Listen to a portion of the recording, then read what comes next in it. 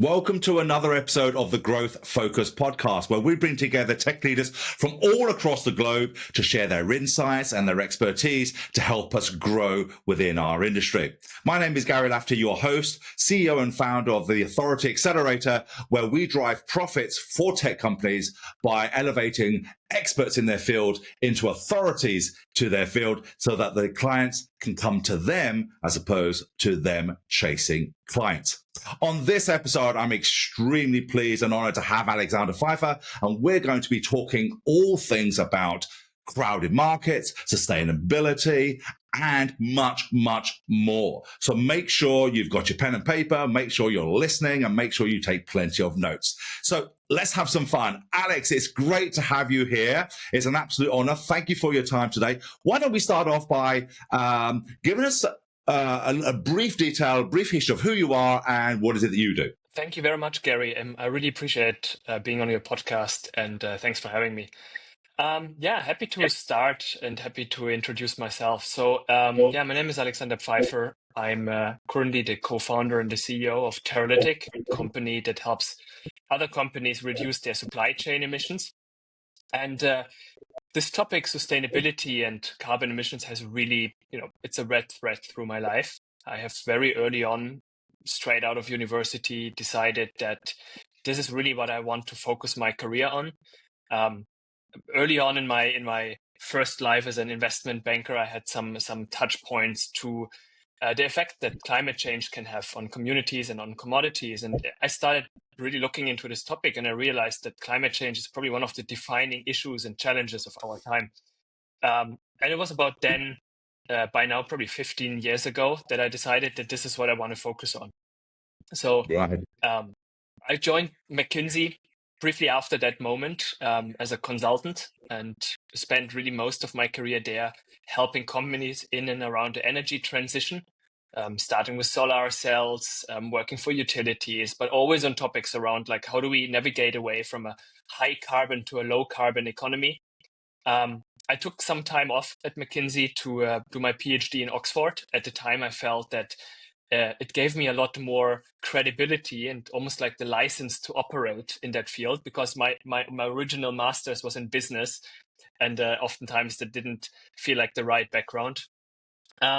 I wrote my dissertation on stranded assets in the energy sector. So what happens to all that dirty infrastructure if we transition away from a high carbon economy? And then I had to decide whether I wanted to go back to McKinsey or do something else. And at the time, I realized that academia was an interesting and a very relevant moment of my life, but it was also incredibly slow. I remember this moment when I was writing on a book chapter with my supervisor, and it took between the first draft and publication about 5 years. And I realized this is not fast for me. So I ended up going back to McKinsey. I worked a lot around energy transition, and then more specifically decarbonization. I did, quote unquote, help found an internal startup at McKinsey. It's called a solution. It's McKinsey's version of an internal startup. And I helped growing that team from 5 to 130 people over the course of 3 years. And I think this is where I really discovered my love for entrepreneurship. Well, that's what I really want to talk to you about first and foremost. You obviously had a great career. You're very knowledgeable and whatever. So, how did you go from entrepreneurship at McKinsey, helping a company grow from there, to starting your own? Obviously, you got the bug on that, but what would you say was the deciding factor where you said, "Do you know what? I'm going to go out. I'm going to go and do it alone." Yeah.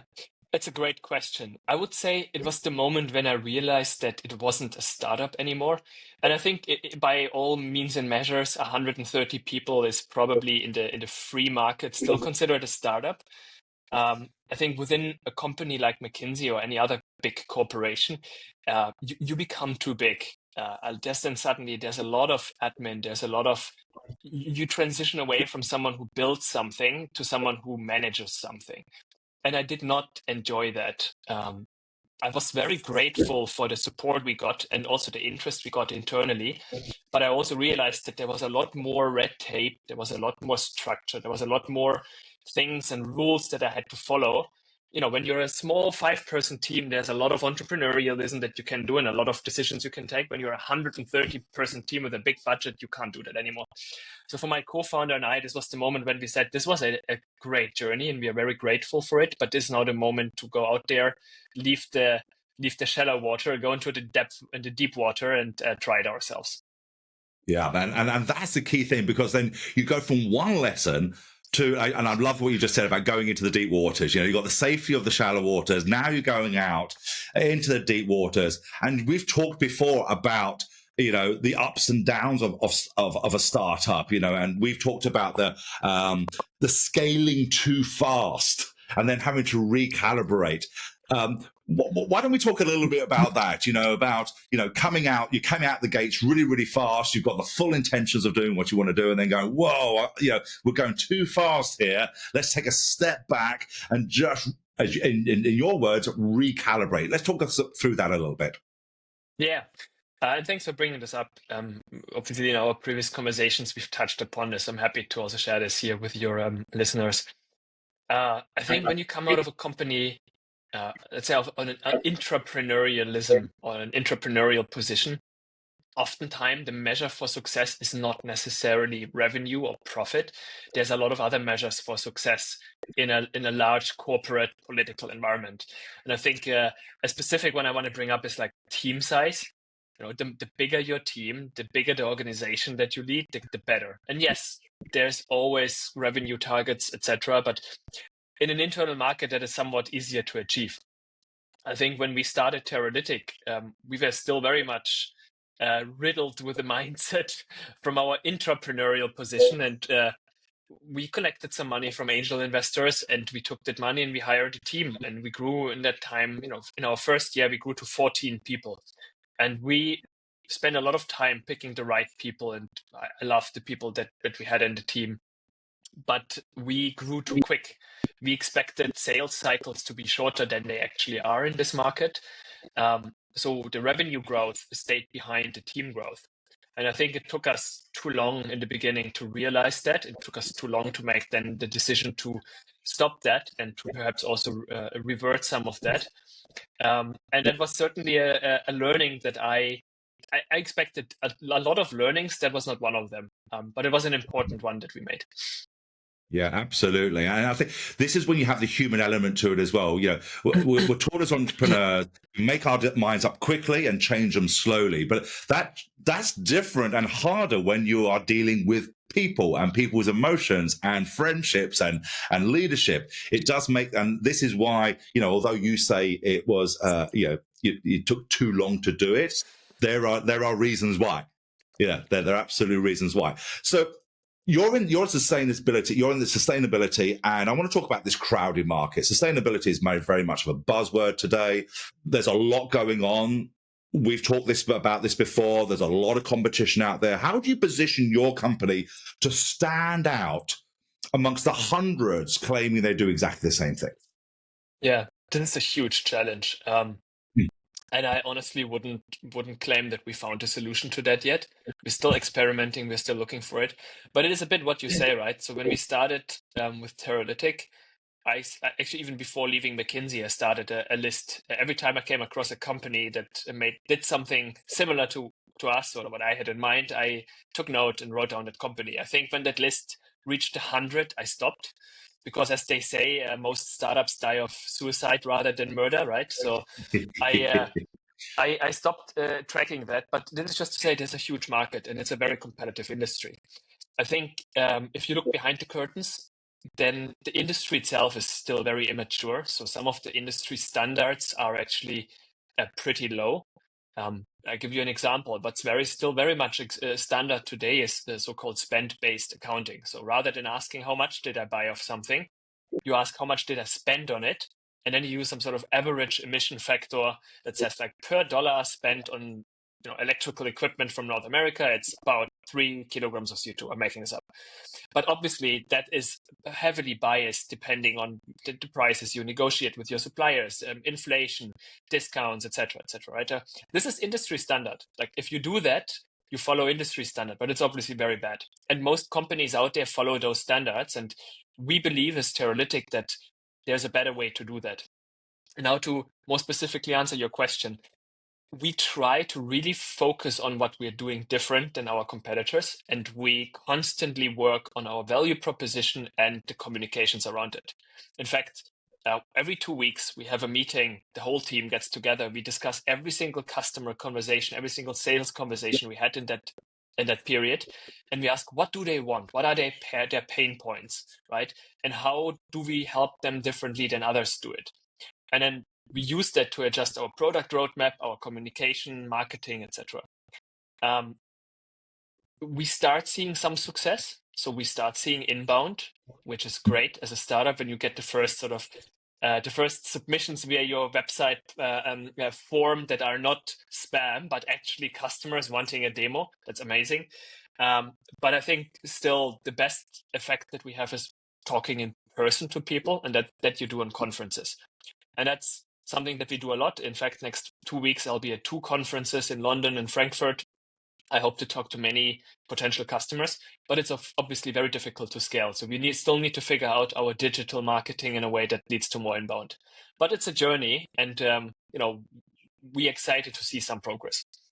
Yeah, absolutely, and I'm really pleased to hear, that the progress is coming every single day for you, and I love hearing things like that, because there's absolutely no doubt that once you get in front of your potential clients, your platform speaks for itself. It's very unique. It really does work. But obviously, one of the challenges is how do you get people to trust you first, to have those conversations in order for you to show them what you have. And it's not just you. There's people here listening to this podcast which should be saying exactly the same thing. I have something really good, but I just can't get that first conversation to show how good it is.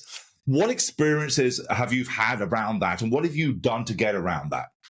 Yeah, honestly, persistence. It's coming from a world where the name of my company is sort of a very prestigious one, right? So the name McKinsey, think about them what you want, and many people think negative, some people think positive, but it is a name that it's a household name in the corporate world, and it opens doors. Terralytiq, nobody has ever heard of them, and nobody cares, at least not now. So the only way to get around it is persistence. So I'll give you a very concrete example. I can't name the company. It's a large manufacturing company, one of the global leaders. And I've been trying to get a meeting with them for months. And I think I almost start feeling dirty sending all these cold emails and LinkedIn requests, etc. But I continued, and eventually they answered and said, look, we've done a market scan. We looked at over 100 companies like you. If I'm taking a meeting with you, you have to answer the following 3 questions. 1, how are you different than the others? 2, how do you do a certain thing that is a challenge for this company? And 3, how are you different from the solution that we've now built internally? So I had to then go and actually do some research on this. That meeting was a blasting success. So instead of spending half an hour with us, they postponed some meetings afterwards. We spent almost an hour together. We're still talking to that company. We're scoping a pilot now, right? Because once I get in front of these companies, I can show them how we're different. But to get in front of this company, it took me months and months and countless requests. I almost considered going to the headquarters and just walking in. I mean, it's really, it takes persistence and endurance to do it. Yeah, and I love persistence. We've talked about persistence before, and no doubt, if we get the time, we're going to talk a little bit more about persistence and grit and whatnot. But yeah, you're absolutely right. You've got to understand that other people are busy as well. But more importantly, especially in the tech world, we all sound the same. Unless you can make yourself different, like they said, what makes you different? What makes your solution different? And what makes it different to what we already know? Because if everyone's coming on and saying, we do this, we do this, we do this, you're just going to sound exactly the same. So what I want to ask you is, how important do you think it is for your company to be seen as a leader in sustainability so that you can actually stand out against all the others? I think I'm not sure how I would answer that. I think a leader is it's certainly in our mission, right? So as every good startup, we have our vision and our mission and whatnot. And I think our vision is that we want to be the industry standard, the standard setter, basically, for supply chain decarbonization software. Now, we are clearly not the leader right now because, as I say, there's a lot of companies. Some are better equipped with money. They have collected more funding. They have more customers. They are older, etc., etc. So I think my answer would be you have to be the leader for a certain thing, right? And supply, even what some of your listeners might think is very specific, which is supply chain decarbonization. I mean, how much more specific can it get? But even within that, there's different challenges that companies have, and they are even more specific, right? And one could be that many companies, they cannot find out what materials are in the things that they buy. It's such a specific challenge, but a lot of companies struggle with it. If you manage to convince people and companies that you're the best solution for that particular challenge, that is what opens the door, right? And I think that's something that we've learned over the past couple of months, that being the best solution for individual challenges within this overall construct of scope 3 or supply chain decarbonization is what gets companies interested. And then from there on, you can expand. You can then convince them of other features that you might do as well or better than others, but you have to be really the leader in one particular feature that these companies struggle with. You know what, Alex, I couldn't agree more of that. And I think there's this misconception that in order to be the leader, be the authority, you must be the authority as the overarching authority above everybody. And that is just really a big cookie to eat. You just can't do that.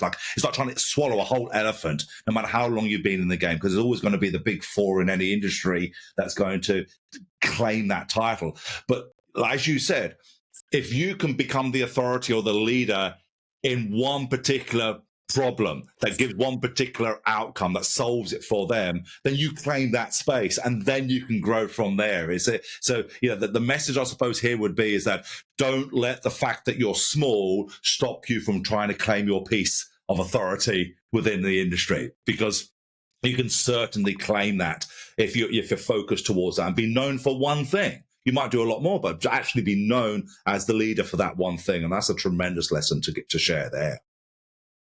I would also say, put yourself in the shoes of the corporate buyer. If you're trying to convince them that, in my case, we're the best carbon accounting platform out there, they will rightfully say, like, guys, there's 1 million out there, of which half are older and more experienced and more mature than you are. Why should I buy you? Like, literally, not why should I even try you?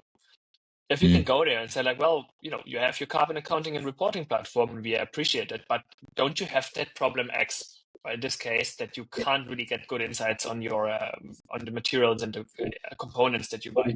And if they say yes, then you say, well, why don't you just try us out how we can help you solve this problem? And we'll even play nice with your carbon accounting reporting platform, and we integrate with them. You don't have to kick them out and use us. But that is where you start. That is where you really help them solve a problem. And that is ultimately what then convinces them to try you out and perhaps to buy your solution. Yeah, finding that little dent in the armor that you can go in there and then you can start exploiting that dent. And I mean exploiting in a nice way, not a nasty way, but going in there and say, hey, look, there's a little, it's almost like fixing a puncture. There's a little air in there. How do we get in there and solve that little puncture? The big problem is the flat tire. But the actual problem you can solve there is the little hole as a puncher that actually fixes it. So let's talk about attracting clients then. As I said, you've got to have that conversation. I know for you, it's an absolute, this is why I love chatting to you, because it's always a combination of action and persistence with you. It's very much, hey, this is what I'm doing. I don't sit on my laurels. What methods have you chosen that you are currently using as a startup to ensure that you are getting in front of people, or people at least putting their hand up and saying, hey, I want to talk to you?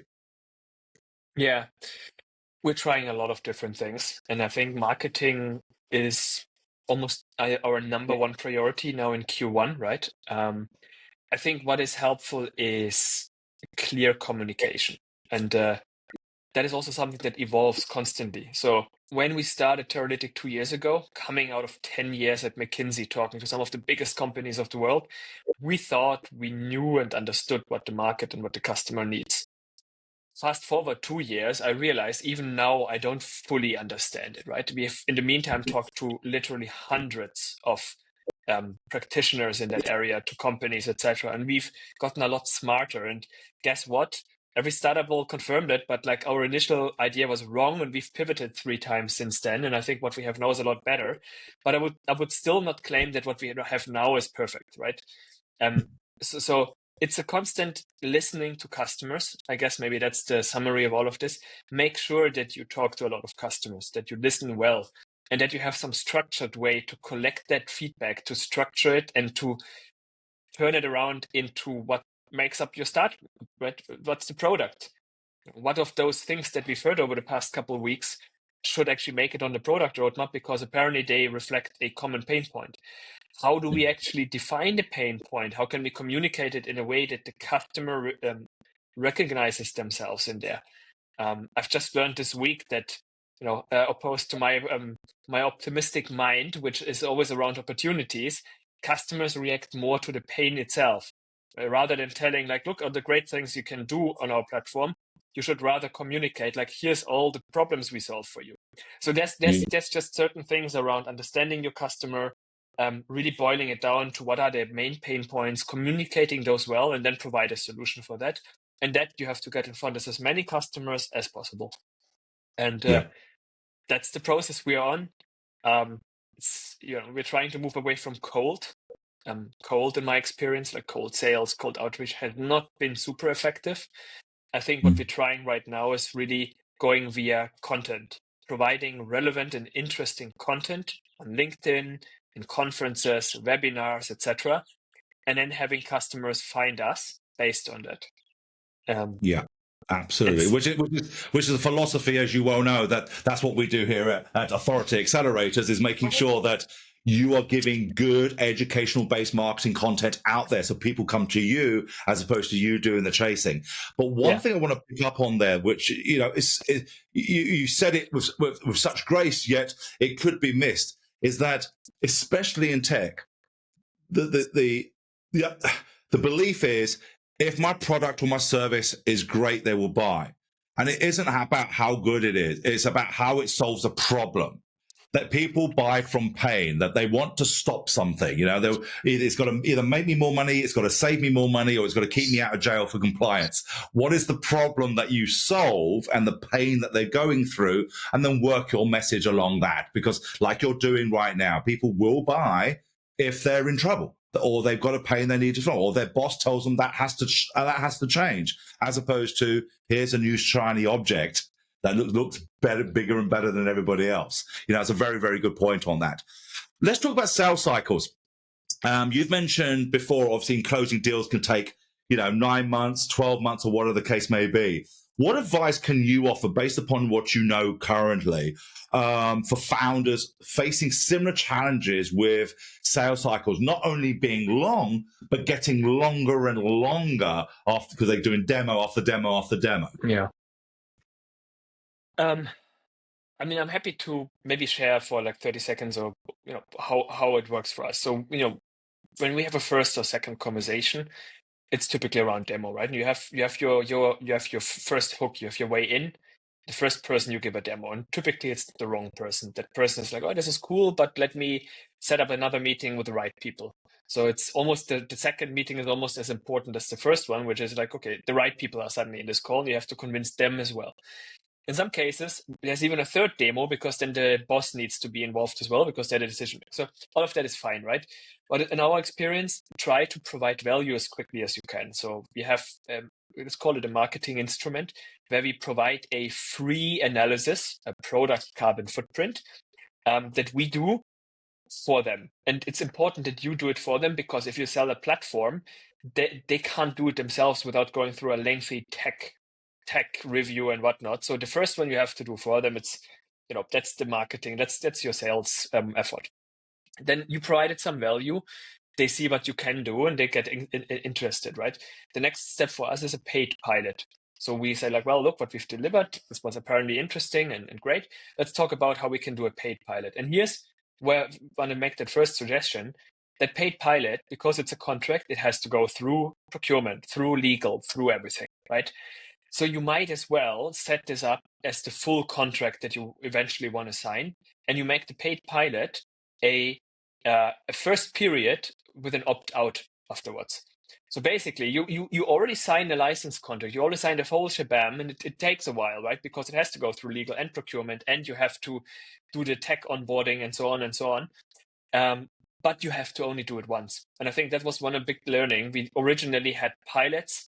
Then after the pilot was successful, we went into the license negotiation. So we had to go through everything again. So what we've did probably shortened our sales cycles by weeks, if not months, by just making sure that what you negotiate is the final contract.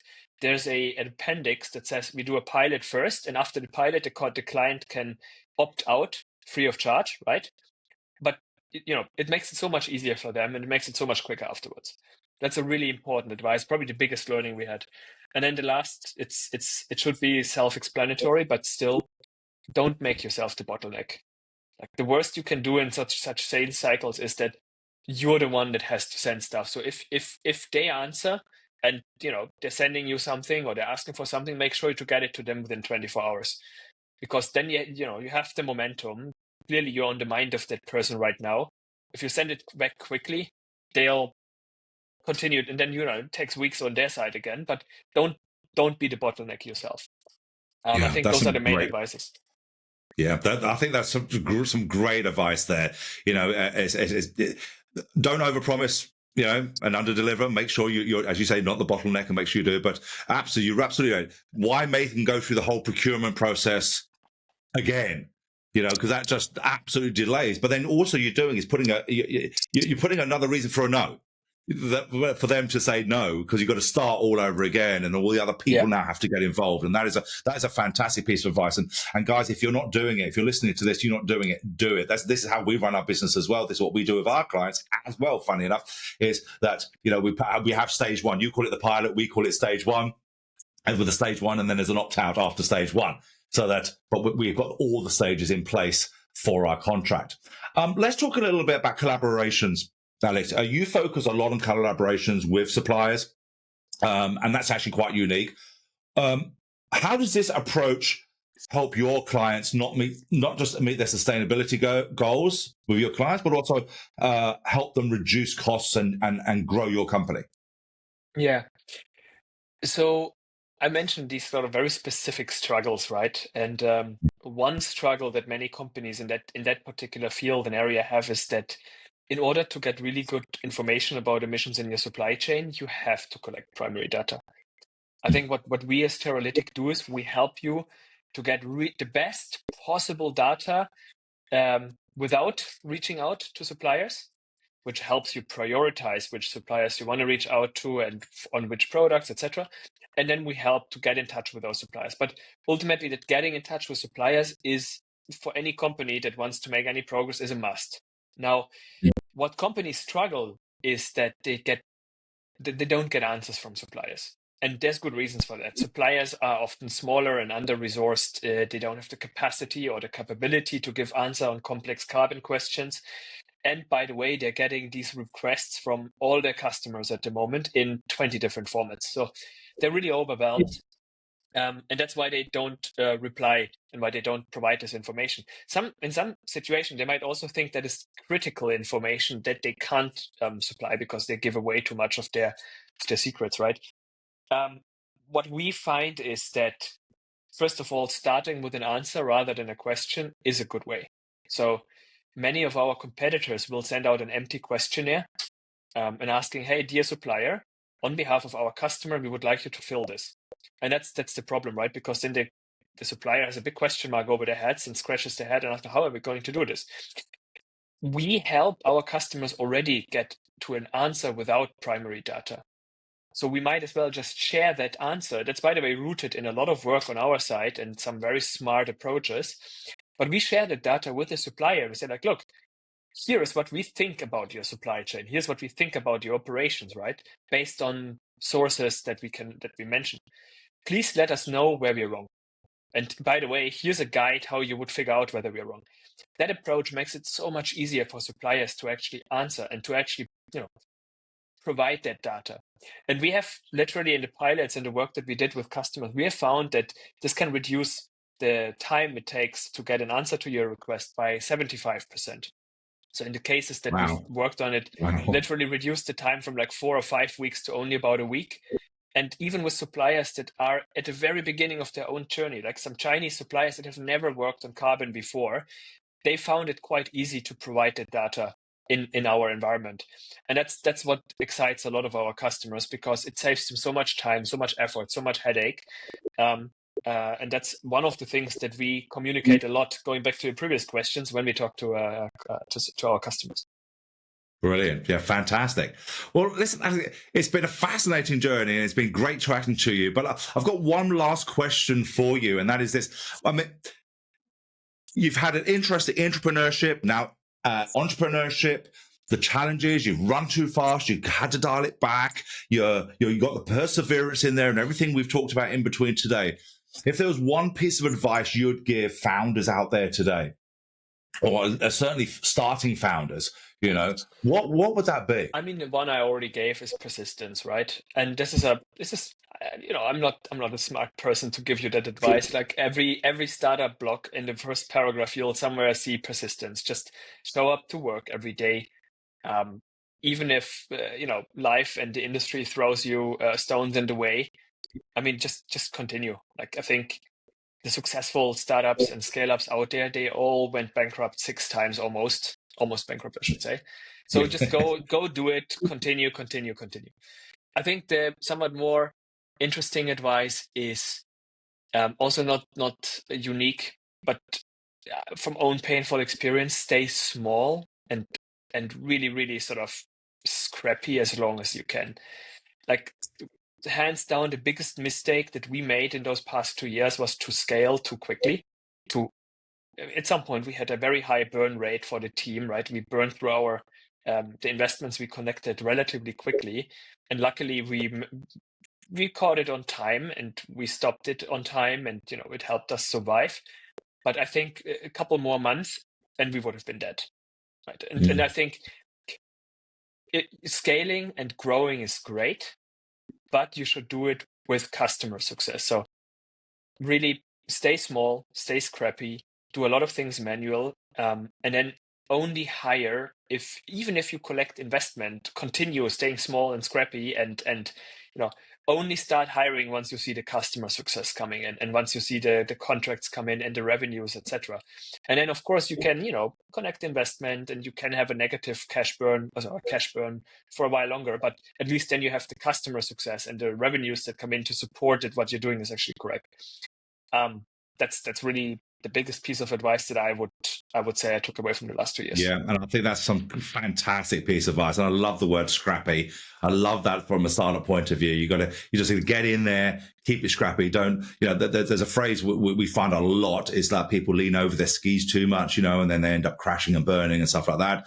But as you say, you can get investment, but doesn't mean you have to spend it. Right? It's there that you can get these clients in first, get the cash in, get more and more cash in, and keep persevering. I love that. So if people want to get hold of you, Alexander, to know a little bit about what you do, or perhaps potentially work with you, what's the best way of getting hold of you? LinkedIn. I'm Okay. extremely active on LinkedIn. It's our main sort of sales marketing tool at the moment. And I'm pretty good in replying to messages. So yeah, find me on LinkedIn. I shouldn't be difficult to find. Alexander Pfeiffer, Terralytiq, and I'll probably pop up. The title says something that I'm on a mission to reduce carbon emissions by 1 billion ton by 2030. It's a lofty goal, but everyone needs one, right? Please get in touch if you want to learn more, if you want to connect. Obviously, preferably if you're a potential customer and you want to discuss with me how I can help you reduce your supply chain emissions, you know where to find me. Brilliant. Well, I'll make sure your LinkedIn is actually in the show notes so people just do a one click and get hold of you. Well, thank you very much, Alexander, for joining us today. Thank you for your time and your insights, for sharing it. It's been an absolute honor having you here today. Thanks a lot, Gary. Thanks for having me, and it was a pleasure talking to you.